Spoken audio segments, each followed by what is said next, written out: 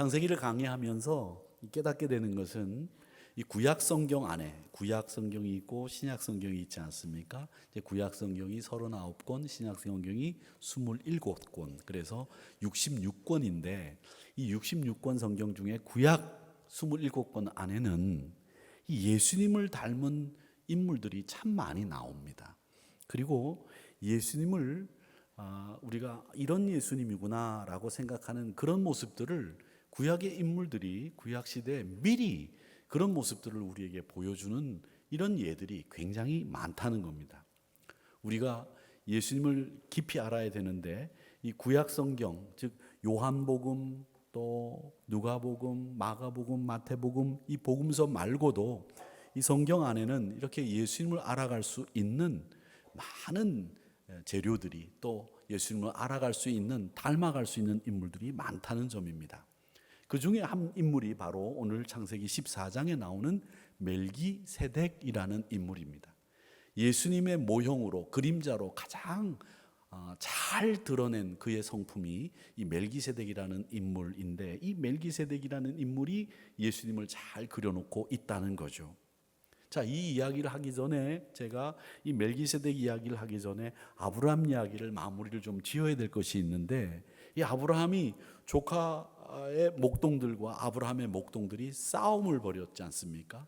갈등이 일어났습니다. 더 좋은 초지를 차지하려고 갈등이 일어났는데, 그 갈등을 끝내고 서로 양보하면서, 사실 서로 양보한 건 아니고 아브라함이 양보를 한 거지만, 양보를 하면서 이 갈등을 종식시켰던 그 생각의 중심에 어떤 생각을 가지고 있었을까를 생각해 봤습니다.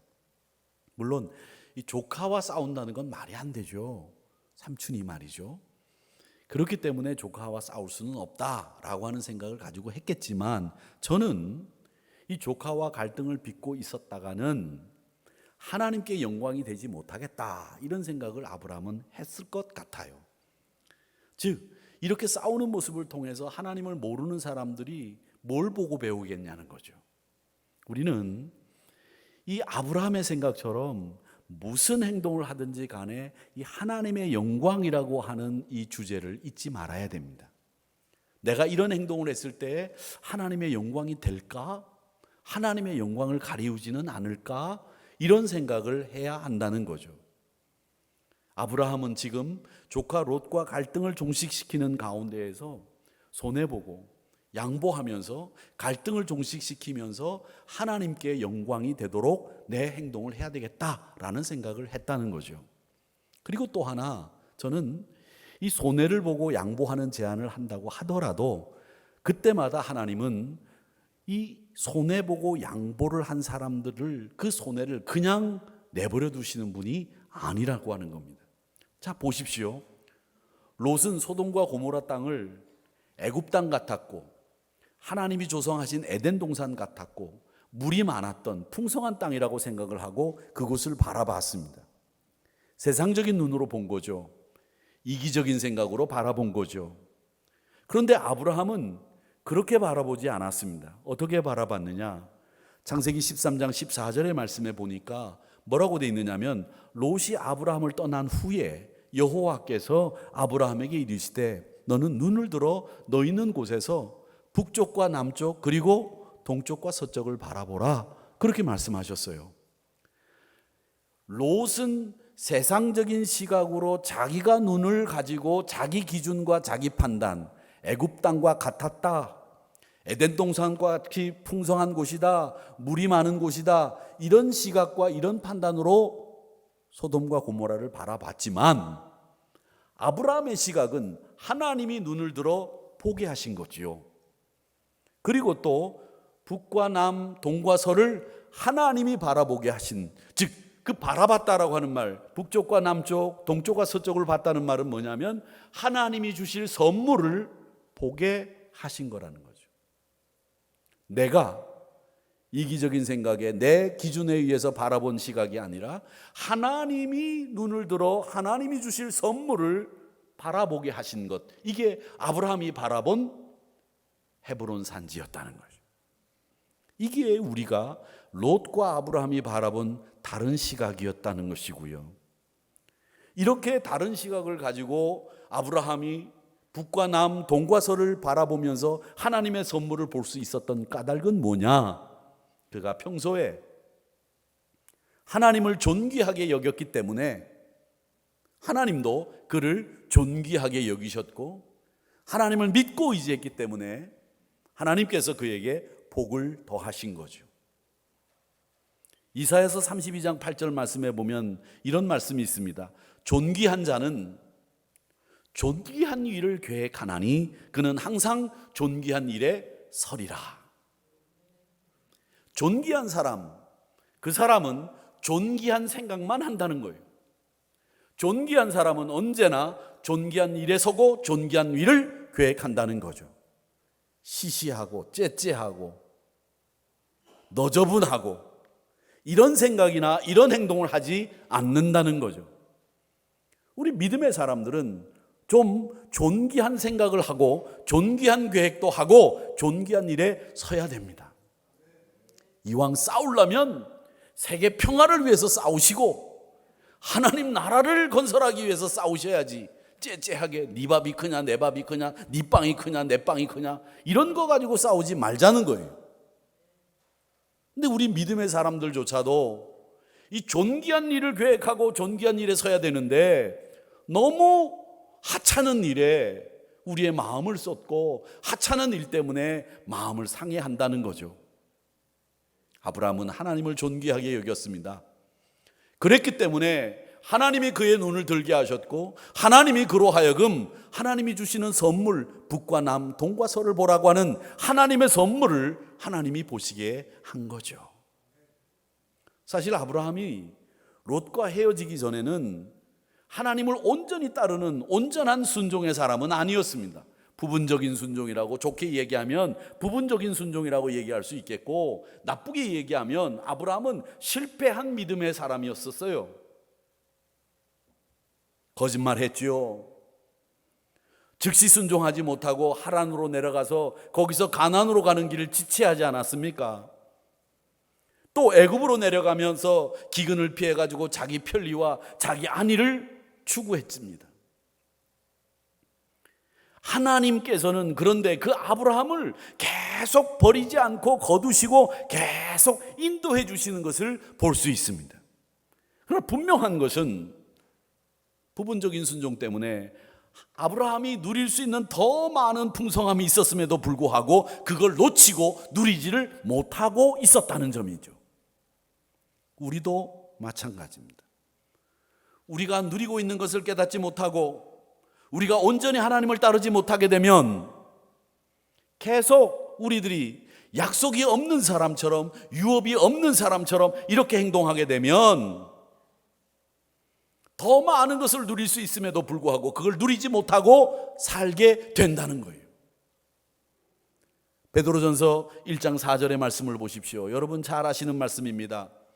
우리가 받을 유업은 뭡니까? 썩지 않고 더럽지 않고 쇠하지 않는 유업을 있게 하시나니 곧 너희를 위하여 하늘에 간직하신 것이라.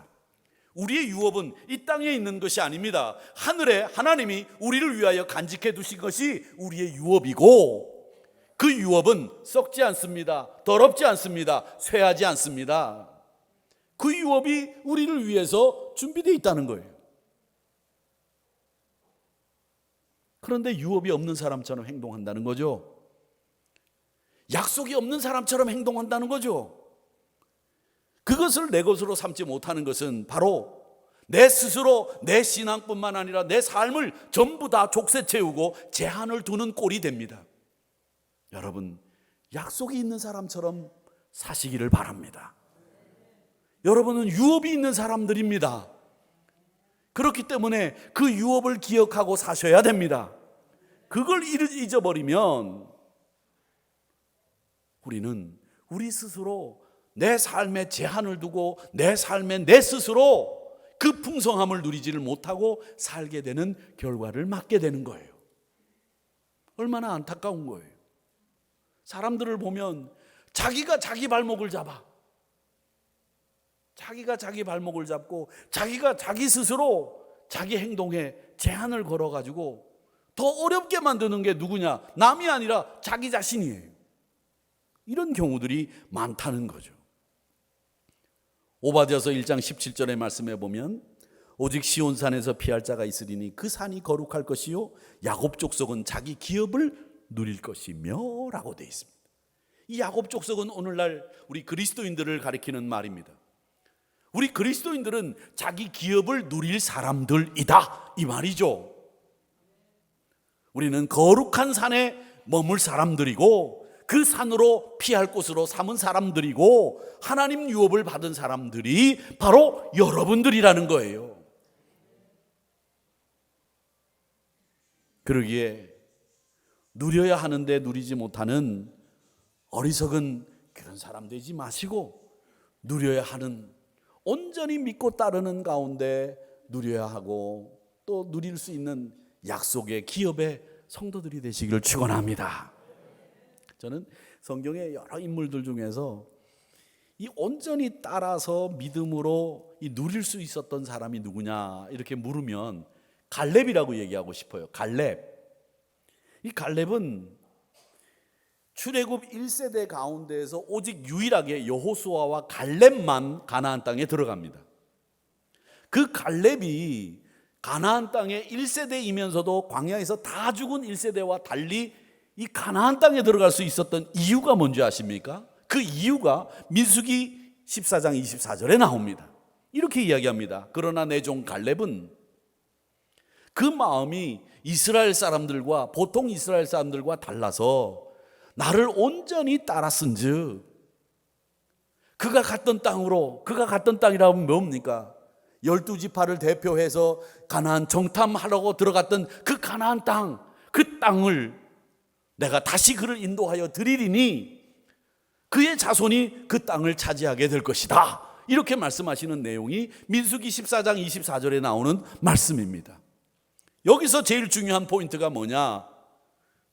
그들과 달라서 나를 온전히 따랐은즉이라고 하는 말씀입니다. 갈렙은 이스라엘 보통 사람들과 달랐습니다. 온전히 하나님의 말씀을 믿고 온전히 그를 따랐습니다. 그렇기 때문에 그가 정탐했던 가나안 땅으로 다시 들어갈 수 있었고 그 땅을 그 자손들이 차지할 수 있는 복을 누릴 수 있었다는 거죠.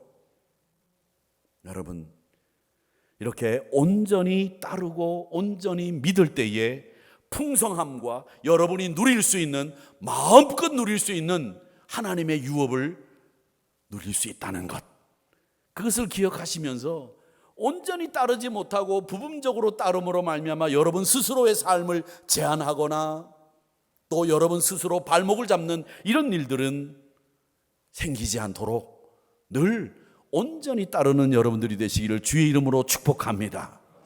그렇게 온전히 따르니까 그에게 눈을 들어 북남 동서를 바라보라고 하는 거죠. 그리고 그 이야기를 보시면 뭐라고 되어 있느냐면 이렇게 되어 있습니다. 하나님께서 롯이 아브라함을, 창세기 13장 14절입니다. 롯이 아브라함을 떠난 후에 라는 말이 제일 먼저 나오죠. 롯이 아브라함을 떠난 후에 하나님이 아브라함에게 제일 먼저 명령을 하실 때 뭐라고 얘기했습니까? 본토, 친척, 아비, 고향 떠나라 그랬어요. 그런데 본토, 친척, 아비, 고향을 떠나는 이 아브라함이 아버지도 데리고 갔죠. 조카도 데려갔죠. 그러다 보니까 가나안으로 못 가고 하란에 가가지고 거기서 머물게 된 거 아니겠습니까? 그런데 이제 롯이 어쨌든 갈등을 종식시키는 상황에서 떠났든 어쨌든 이 롯이 아브라함을 떠나는 순간에 하나님이 눈을 들어 북남을 보라, 동서를 보라 이렇게 말씀하신 거예요. 이 말은 온전히 이제 하나님을 따를 수 있는 상황이 된 거라는 거죠. 완벽하게 하나님이 명령하신 대로 살 수 있도록 되어졌다는 거죠. 그래서 하나님은 그에게 눈을 들게 하셨다는 거죠. 여러분, 부분적이고 풍성하지 못한, 온전히 따르지 못하는 그런 신앙에서 온전히 따르는 신앙으로 변모되시기를 축원합니다. 오늘 본문의 이야기, 멜기세덱의 이야기는 이렇습니다. 이 멜기세덱은 살렘 왕이라고 되어 있는데, 이 살렘이라고 하는 곳이 성경학자들은 추정하기를 예루살렘의 옛날 이름일 거다 이렇게 봅니다. 그래서 이 예루살렘, 여부스 족속이 살던 도시거든요. 그 살렘 왕인데, 이 살렘 왕이 전쟁에서 이기고 돌아오는 아브라함을 영접했고, 이 멜기세덱에게 아브라함이 자신의 전리품 가운데 10분의 1을 살렘 왕에게 주었다는 얘기입니다. 그 살렘 왕 이 멜기세덱이 전형적인 예수님의 그림자라는 거죠. 왜? 그 살렘 왕을 평강의 왕, 의의 왕이라고 얘기를 했고 왕이자 제사장이라고 얘기를 했는데, 이게 예수님의 모습과 똑같은 거예요. 의의 왕이고 평강의 왕이고 왕이자 제사장이고. 그래서 이 예수님의 그림자다, 모형이다 라고 하는 말을 이 멜기세덱이라고 하는 살렘 왕에게 말을 붙이고 그렇게 부르는 거예요. 이제 이 이야기의 시작이 어떻게 되느냐 하면, 아브라함에게 이 롯은 참 문제거리였어요. 그러니까 하나님의 말씀대로 처음에 애시당초 우르를 떠날 때 조카든 뭐든 다 버리고 아브라함 혼자 떠났어야 되는 거예요. 가족들만 딱 데리고. 근데 아버지도 데리고 가고 조카도 데리고 가고 너도 가자 그래가지고 데리고 가니까 이게 발목이 잡힌 거죠.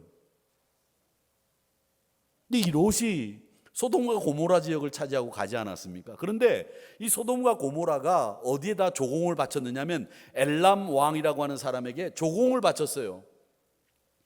이 엘람 왕 이름이 뭐냐면 그돌라 오멜이라고 성경에 나와 있는데, 이 엘람이 어느 쯤이냐면 이라크 남부 정도 됩니다. 이라크 남부 정도. 거기에 이 엘람 왕이 굉장히 힘이 세고 강력한 나라를 구축하고 있었는데, 이 조공이 오다가 조공이 안 오니까 그돌라 오멜이 자기 휘하에 있는 다른 왕들과 함께 연합군을 만들어 가지고 소돔과 고모라를 쳐들어온 거예요. 그래가지고 소돔과 고모라를 말하자면 초토화시키고 롯 가족이나 뭐 롯 재산을 비롯해서 소돔과 고모라에 산다는 재산, 뭐 사람들 다 끌고 가고 약탈해 가버린 겁니다. 그 소식을 듣고 아브라함이 자기 군대 318명을 데리고 쫓아가서 기습을 해가지고 그 그돌라 오멜 군사를 물리치고 롯과 그 가족과 소돔과 고모라 사람들, 재산들 잃었던 거 다 찾아가지고 오는 중에 멜기세덱을 만난 거예요. 그 멜기세덱을 만난 그 과정에서 이 멜기세덱을 만난 장면이 오늘 읽은 17절에서부터 24절까지의 내용이 멜기세덱을 만난 이야기입니다. 자, 이렇게 이야기가 됐는데 저는 여기서 이 아브라함에게서 배울 만한 점이 두 가지가 있다고 생각을 해요. 하나가 뭐냐면, 아브라함이 이 조카 롯에 대해서 전혀 마음에 쓴뿌리가 없었다는 것이 처음 우리가 배워야 되는 교훈입니다. 여러분 보세요. 우리 사람들은 야, 내가 너를 어떻게 키웠는데, 야, 삼촌이 너를 얼마나 정말 애지중지하며 키웠는 줄 아냐? 그런데 네가 동하면 서하고 서하면 동하자 이렇게 제안을 하면 네가 아닙니다. 삼촌이 먼저 동하시면 제가 서해야죠. 이렇게 말하는 게 맞죠? 안 그렇습니까? 제가 틀렸습니까? 제가 맞지요? 안 그래요? 그런데 이 녀석은 삼촌이 동하면 서하고 서하면 동하겠다고 얘기를 하면 아닙니다.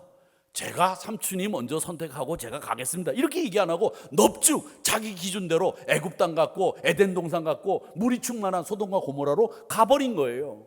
그렇다면 제가 만약에 아브라함이라고 한다면 제 마음속에는 이런 생각이 들었어요. 야, 이놈의 자식, 내가 지를 어떻게 키웠는데. 서운함. 그죠? 서운할 거예요. 그 다음에 또 하나, 내가 지를 그렇게 믿었는데 나를 버리고 가? 삼촌이 어떻게 되든 말든 신경도 안 쓰고 삼촌한테 인사 한마디 안 하고 갔네? 배신감. 그러면서 마음속에 화가 나겠습니까? 안 나겠습니까? 이놈의 자식 다시 한번 만나기만 해봐라. 애시당초 그리고 종한테 그렇게 얘기합니다. 우리 집에 들이지도 마라. 이렇게 이야기했을 거예요. 분노와 미움과 배신과 서운함이 다 곁들여진 이 마음의 쓴뿌리가 아브라함에 있었을 거라는 거죠. 그런데 아브라함은 롯이 잡혀갔다는 이야기를 듣고 바로 즉시 318명의 군사를 이끌고 롯을 구출하기 위해서 쫓아갔다는 얘기는 뭘 얘기합니까? 마음속에 쓴뿌리가 없었다는 거죠. 없었다는 겁니다. 그러니까 결국 이 형제의 어려움 앞에서 아브라함은 늘 관심을 가지고 그렇게 떠났어도 이 롯을 사랑하는 마음을 잃지 않았다는 거예요. 여러분, 우리 사람들이 가지고 있는 이 마음의 쓴뿌리들이 얼마나 많고 다양한지 모릅니다. 이건 그리스도인이고 그리스도인 아니고를 떠나서 우리 사람들은 사람에게 갖고 있는 이 쓴뿌리, 이게 없어야 되는데 이것 때문에 우리가 얼마나 괴롭고 얼마나 고통스러운지 그걸 우리가 모른다는 거예요. 사람을 미워하는 게 얼마나 힘든 일인 줄 아십니까? 미움을 받는 사람보다 미워하는 사람이 훨씬 더 힘들어요. 차라리 좋아하세요. 그래서 옛날 말에 간 쓸개 다 빼놓고 라는 말이 나오는데, 여러분 간 쓸개 다 빼놔도 이거 안 가요. 어디로 떨어지는 법이 없어요. 그러니까 우리가 잘 알아야 됩니다. 우리 아브라함처럼 늘 마음에 쓴뿌리 없이 형제 자매를 사랑하는 마음을 가지고 늘 유의해서 지켜봤던 그 아브라함, 그와 같은 그런 모습들을 우리가 가져야 된다는 거예요. 우리 주변에 얼마나 많은 사람들이 적들에게 사로잡혀 가고 있는지 보셔야 됩니다. 그런 사람들을 구출해내야 된다는 거죠. 오늘 장애인 주일인데 어렵고 힘든 이들이 우리 주변에는 너무나 많다는 거예요.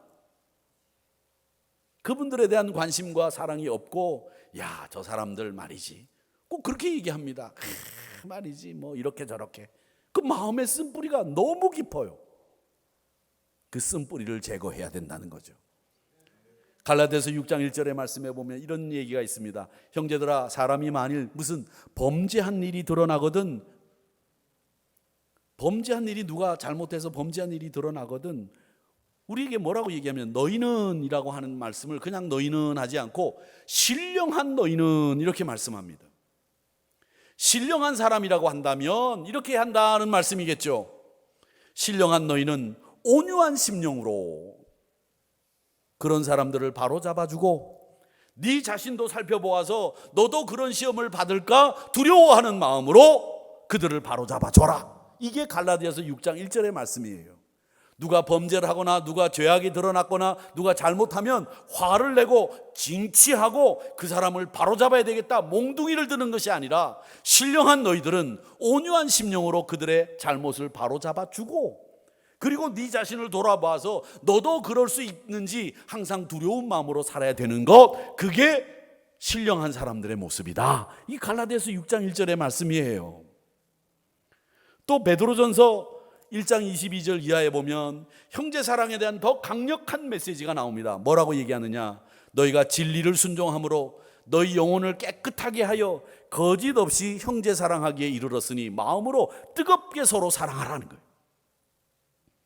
진리를 순종함으로 너희 영혼이 깨끗하게 되었은즉, 깨끗한 영혼을 가진 사람들은 형제 사랑하는데 거짓으로 사랑하지 말라는 거예요.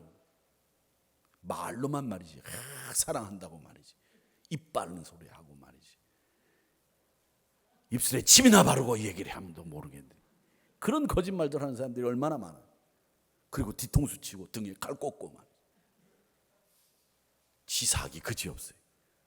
여러분 어릴 때 배웠잖아요. 우리는 어릴 때 미국 서부 영화 보면 제일 나쁜 놈이 누구예요? 하나 둘 셋, 그리고 난 돌아서서 총을 쏴야 되는데 하나 둘 하는데 돌아서서 총 쏘는 놈, 아주 나쁜 놈이라고 배웠잖아요. 페어플레이를 해야지. 우리 그리스도인들이라고 한다면, 영혼이 깨끗한 사람이라고 한다면 형제 사랑하기를 거짓 없이 해야 되고 마음으로 뜨겁게 사랑해야 되지, 사랑하는 척하지 말라는 거예요. 내 마음에 든다고 사랑하고 내가 관심 가지는 일을 하는 사람이라고 사랑하고, 그거 아니라는 거예요.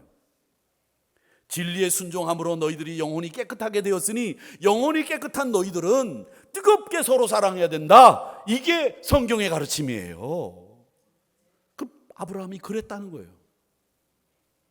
자, 또 하나 아브라함이 롯을 구출하는 과정에서 배우는 게 뭐냐 하면, 보세요. 소돔 왕이 전쟁에서 이기고 돌아오니까 아브라함에게 이렇게 얘기합니다. 소돔 왕이 아브라함에게 이르되, 21절이에요. 사람은 내게 보내고 물품은 네가 가져라. 이게 소돔 왕이 아브라함에게 한 말이에요. 그러니까 전쟁에서 이기고 소돔과 고모라에 있는 사람들을 다 찾아오고 거기 약탈된 재산도 찾아오니까 소돔 왕이, 야, 네가 수고했으니까 물건은 다 너 가지고 사람만 보내, 사람만. 그랬더니 아브라함이 뭐라고 얘기합니까? 23절입니다. 네 말이 내가 아브라함으로 치부하게 하였다 할까 하여 네게 속한 소돔왕 네가 가지고 있는 것은 실오라기 들매끈 한 가닥도 내가 가지지 않겠다. 이 말이 무슨 말이냐면, 야, 나중에 내가 소돔왕 네 때문에 부자 됐다는 소리 듣기 싫어. 그리고 이건 네 거야. 네가 다 가져가. 나는 10원짜리 한 푼 안 가져간다. 다 보냈습니다. 그리고 여기 나오는 아넬, 에스골, 마므레, 얘가 먹어야 되는 분깃과 얘가 썼던 경비, 이것은 분깃이기 때문에 제하고 나머지는 다 시로라기 하나 내가 안 가진다. 다 보내겠다. 이렇게 얘기했다는 거죠. 소돔 왕과 아브라함이 평소에 거리를 두고 있었다는 게 느껴지고요. 평소에 거리를 둔 이유는 이 소돔이라고 하는 지역이 큰 죄인들이 사는 지역이에요. 그렇기 때문에 그 왕이라고 한다면, 그 사람을 사귀게 됐다고 한다면 우리 신앙에 도움이 될까요? 도움이 안 될까요? 도움이 안 되는 거죠. 그러니까 소돔 왕과는 거리를 두고 살았을 것이고, 그의 재산 시로라기 하나도, 들매끈 하나도 가질 이유가 없다고 생각하고 딱 잘랐다는 거예요. 여러분, 신앙인은 그게 아무리 우리를 유익하게 만들어준다고 하고 우리 재산을 축적시키고 우리의 명예를 올린다고 하더라도 신앙생활에 장애가 된다고 한다면 딱 끊으세요. 정리를 딱 하세요. 그걸 정리를 못하면 우리 신앙생활은 유야무야 또 그렇게 기름이 물에 기름이 타가지고 흘러가듯이 물인지 기름인지 모르게 그렇게 굴러간다는 거예요. 그러니까 항상 존귀하지 못하고 존귀한 일에 서지 못하고 이상하고 너접하고 편접하고 편합하고 누추하고 저급하고 이런 생각들을 하고 살게 되는 거예요. 여러분, 깔끔하게 정리를 하세요. 그리고 끊을 거는 딱 끊어야 되는 것이 신앙생활이 도움이 되는 거죠. 왜 신앙생활에 도움이 안 되는 것에 거기에 계속 목을 메고 거기에 발을 들이고 거기에서 헤어나오지를 못하고 그러고 계십니까? 그럴 필요가 없다는 거예요. 예수 믿는 사람은 좀 깔끔하고 좀 싹 깨끗하게 그렇게 해요. 좀 지저분하게 하지 말고 넥타이를 하나 매더라도 좀 바짝거리는 거 매고 좀 이쁜 거 매고 미용실 가더라도 좀 머리도 이쁘게 좀 하고 깔끔하게 해야지 말이야. 너저분하게 이것도 아니고 저것도 아니고 교회 오는 건지 시장 가는 건지 모르는 그런 복장으로 오고 말이지.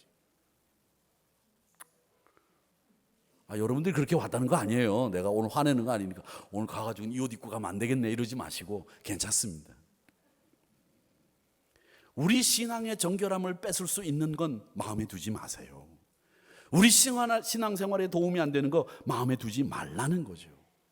야고보 사도는 1장 27절에서 이렇게 얘기합니다. 하나님 앞에서 정결하고 더러운 것이 없는 경건함은 어떤 것이냐?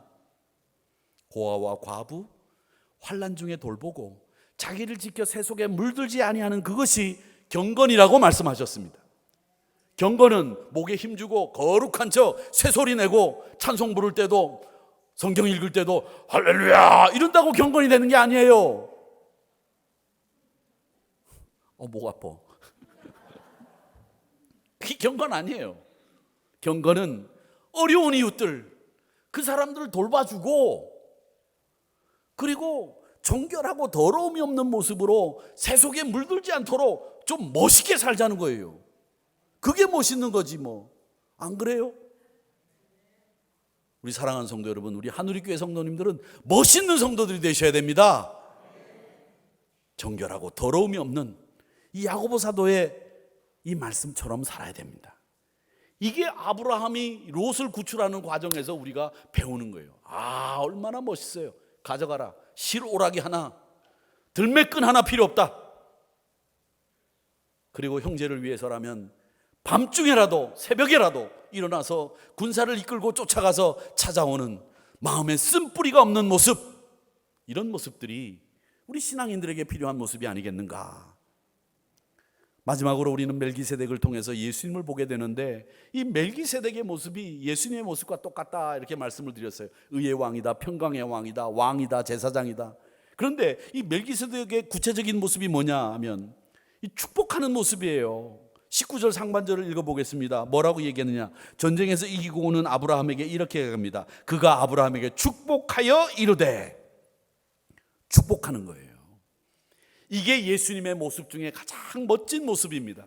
예수님이 십자가에 매달려 돌아가셨지만 그것은 우리를 축복하기 위해서, 우리의 죄를 사하시고 완벽한 자유를 누리게 하기 위해서 우리를 축복하시는 하나님의 행위셨어요. 그렇기 때문에 우리 사랑하는 성도 여러분, 이 멜기세덱이 아브라함을 축복했던 것처럼 우리 그리스도인들은 축복권을 가지고 있습니다. 목사도, 장로님도, 권사님도. 장로님이 여러분의 손을 붙잡고 웃으시는 것이 여러분을 축복하는 거예요. 권사님들이 여러분을 향해서 내가 기도하겠습니다 라고 하는 것이 축복이에요. 그리고 또 하나 축복이 있습니다. 뭐가 축복이냐? 부모님이 자녀들을 위해서 기도하는 것, 이게 축복 중에 제일 큰 축복이에요. 제가 아는 어떤 목사님은 매일 새벽 기도 끝나고 집에 들어가셔서 잠자는 아이들의 머리 위에 손을 얹고 기도하셨다고 하지 않습니까? 그렇게 기도하니까 아이들이 뭐 유명하고 큰 사람이 되지는 않았지만 반듯하게 크더라는 거예요. 여러분, 부모님이 자녀들을 축복하는 일만큼 정말 귀한 일이 없습니다. 목사도 축복을 하지만 여러분 자녀들을 위해서 축복하는 일을 게을리하지 마시기를 바랍니다. 매일매일 식기도 할 때든 아침이든 저녁이든 자녀들을 위한 기도 빼놓지 마시고 자녀들을 위해서 축복하세요. 제가 늘 기도하듯이 열리고 뚫리고 풀리는 자녀들이 되게 해달라고 축복하셔야 될 줄로 믿습니다. 제가 침을 튀겨가면서 얘기했습니다. 축복 안 하기만 해봐. 부모님들은 자녀를 축복하는 권세를 가지고 있어요. 목사님, 저는 자녀가 없습니다. 다른 사람 축복해요. 옆에 있는 사람 축복하면 됩니다. 그게 이 멜기세덱이 우리에게 보여주는 예수님의 모습이고요. 또 하나는 이 멜기세덱이 예수님의 은혜의 모습을 보여줍니다. 19절에 보니까 이르되 천지의 주제이시요 지극히 높으신 하나님이요. 그렇게 하나님의 이름을 계속 부른다는 거예요. 하나님의 이름을 가장 많이 부르고 있는 이 멜기세덱의 은혜의 모습이 예수님의 모습이었다는 것이고요.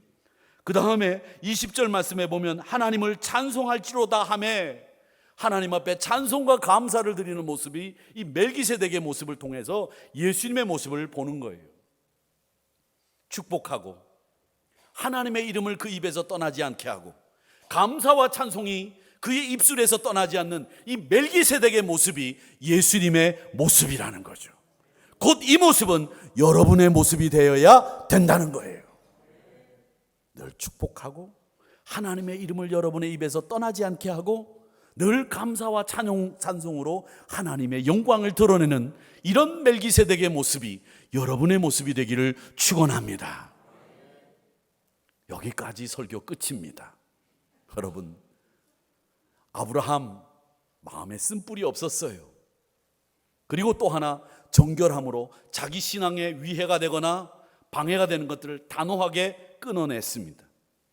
또 멜기세덱의 모습을 통해서 축복하고 은혜의 모습, 또 하나님의 이름을 늘 그 입에 달고 다니면서 찬양했던 감사와 찬송의 사람, 이것이 바로 우리들의 모습이어야 하겠습니다. 이렇게 다짐하면서 그렇게 살아가시고 그렇게 복받는 아브라함과 같은 여러분들 되시고 멜기세덱과 같은 여러분 되시기를 주님의 이름으로 축복합니다.